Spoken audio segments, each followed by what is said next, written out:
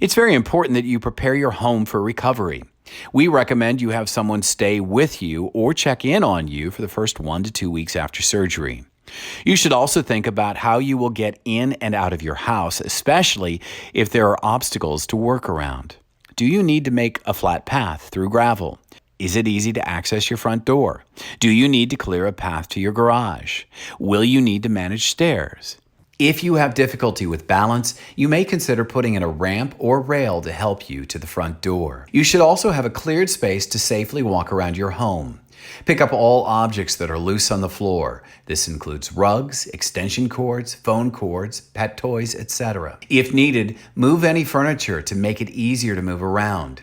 If you have pets that will get underfoot, have something arranged for them. Make sure you have handrails installed inside your home if stairs are present.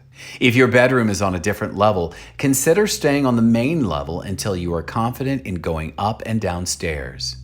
If it is comfortable for you, it's okay to sleep on the couch or in a recliner if you do not have a downstairs bedroom. If you plan to sleep in a bed, it's important to make sure your bed height is at an appropriate level for you to safely get into your bed. The ideal height for this is mid to lower thigh height. We also want your bathroom to be set up so that you're able to safely and easily use the bathroom and clean yourself. We recommend sitting down in a shower chair. Many patients use grab bars inside of their shower for balance. Handheld shower heads are also useful. If you currently have trouble getting up and down from a toilet, it will be likely even harder to get up after surgery. For this, we recommend a toilet raiser to make the seat higher for you. It's important to prepare your home for recovery. We are providing you with a list of commonly used items that are helpful after surgery. This includes tools like a walker, cane, crutches, a commode. Most joint replacement patients will need a walker immediately after surgery.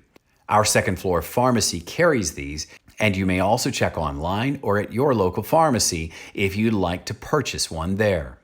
If you have a friend or family member who has a well-functioning assistive device that fits your size, you may consider borrowing it from them.